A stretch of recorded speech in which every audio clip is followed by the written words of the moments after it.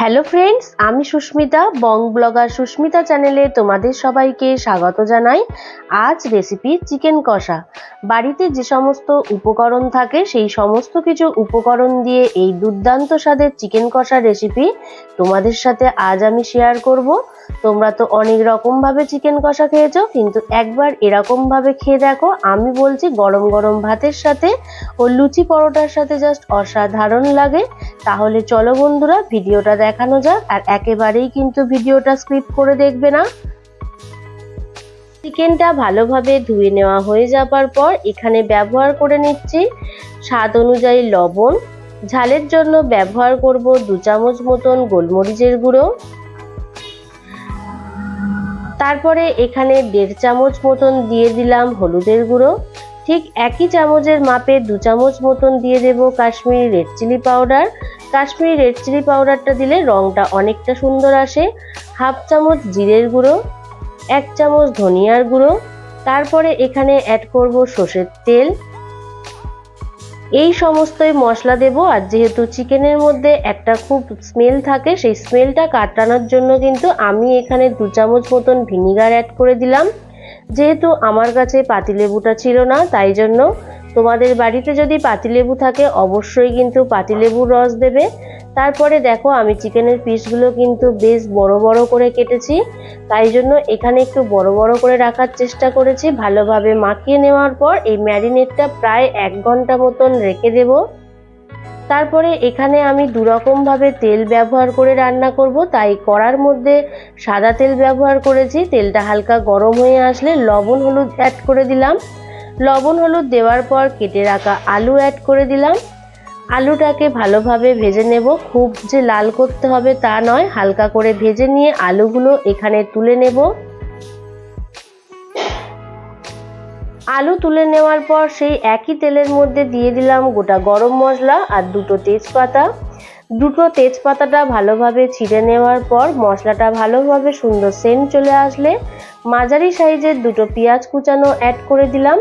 পেঁয়াজটাকে ভালোভাবে ভেজে নেব। যখন দেখবে পেঁয়াজের কালারের পরিবর্তন হয়ে এসছে, এখানে দিয়ে দিলাম আদা রসুন কাঁচা লঙ্কা ও টমেটো পেস্ট। এই সমস্ত পেস্ট কিন্তু আমি একসাথে ব্যবহার করেছি। এই সমস্ত কিছু পেস্ট দিয়ে ভালোভাবে কষিয়ে নিতে হবে, যাতে এই মশলার কোনো কাঁচা গন্ধ না আসে। এই সময় কিন্তু গ্যাসের ফ্লেমটাকে একটু লো টু মিডিয়াম ফ্লেমে দিয়ে ভালোভাবে কষাতে হবে। তোমরা কিন্তু আস্তে আস্তে বুঝতে পারবে মশলা কষানো হয়ে যাওয়ার পর চারিদিক থেকে তেলটা রিলিজ করবে আর রঙেরও কিন্তু অনেকটা পরিবর্তন হয়ে আসবে। যখন দেখবে যে তলা থেকে হালকা হালকা লেগে আসছে, সেই সময় ম্যারিনেট করা চিকেনগুলো এখানে অ্যাড করে দিতে হবে। দিয়ে ভালোভাবে আবারও এখানে কষিয়ে নেবো। আর এই সময় গ্যাসের ফ্লেমটাকে মিডিয়াম ফ্লেমে রেখে একটু ঢাকা দিয়ে রেখেছিলাম প্রায় মিনিট 3 জন্য। ঢাকনাটা আবার তুলে নিলাম 3 মিনিট পর। দেখো চারিদিক থেকে কিন্তু আস্তে আস্তে তেল অনেকটা রিলিজ হচ্ছে। তারপরে আবারও একটু ভালোভাবে কষিয়ে নেব। আর যখন দেখবে তলা থেকে হালকা হালকা লেগে আসছে, এই সময় কিন্তু গ্যাসের ফ্লেমটাকে লো করে দিয়ে রাখতে হবে। এই চিকেন কষাটা কিন্তু আমি প্রায় 50 মিনিট ধরে কষিয়েছিলাম। আস্তে আস্তে দেখো চারিদিক থেকে কিন্তু অনেকটাই তেল রিলিজ হচ্ছে। আগের থেকে যত কষানো যাবে তত কিন্তু তেল রিলিজটা বেশি হবে আর চিকেনের স্বাদটা কিন্তু দারুণ হবে। সমস্ত কিছু রান্নাটা কিন্তু সম্পূর্ণ লো ফ্লেমে আমি করেছি। দেখো এখানে তো বুঝতেই পারছো আমি কিন্তু প্রায় অনেকবারই কষাচ্ছি। আর কষাতে কষাতে দেখবে আস্তে আস্তে যখন একটু রঙের পরিবর্তন হয়ে আসবে, সেই সময় আমি এখানে 4 চামচ মতন টক দই অ্যাড করে দিলাম। টক দই দেওয়ার সময় কিন্তু গ্যাসের ফ্লেমটাকে অবশ্যই লো করে রাখবে, না হলে কিন্তু টক দইটা ভালোভাবে চিকেনের সাথে মিশবে না। দেখো এখানে টক দই দিয়ে ভালোভাবে আমি চিকেনটাকে আবারও ভালোভাবে কষিয়ে নিচ্ছি।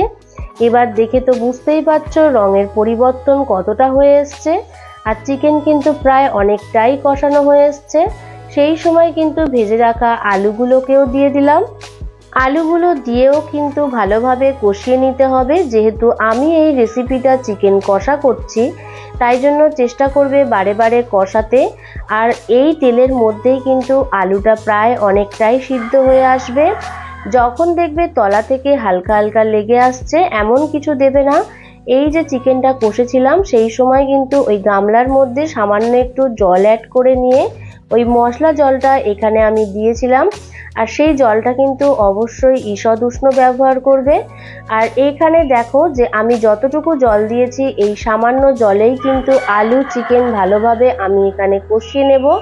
আর কিন্তু এখানে এক্সট্রা করে কোনো জল দেব না, যেহেতু আলুটা সিদ্ধ হতে একটু বাকি আছে, তাই জন্য আমি এখানে 10 মিনিটের জন্য লো ফ্লেমে ঢাকনা দিয়ে রেখেছিলাম।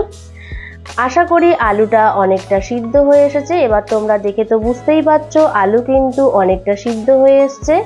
এই যে সামান্য গ্রেভিটা আছে এটাকে একেবারেই শুকিয়ে ফেলবো। ভালোভাবে দেখো কষিয়ে নিচ্ছি, আর রঙের কিন্তু বেশ ভালো পরিবর্তন হয়ে এসছে। কি বন্ধুরা, দেখে কি জিভে জল চলে আসছে? অবশ্যই কিন্তু কমেন্ট করে জানাবে। আর যেহেতু এই চিকেনটা আমি ঝাল ঝাল ব্যবহার করব, তাই জন্য কিন্তু শেষে একটু কাঁচা লঙ্কা অ্যাড করে দিলাম। আর আরেকটু স্বাদ বাড়ানোর জন্য এখানে ধনেপাতা কুচি দিয়ে দিলাম। দিয়ে আবারও কিন্তু ধনেপাতা কুচি দিয়ে ভালোভাবে চিকেনটাকে মিশিয়ে নেব। আমি কিন্তু এখানে গরম মশলা অ্যাড করিনি।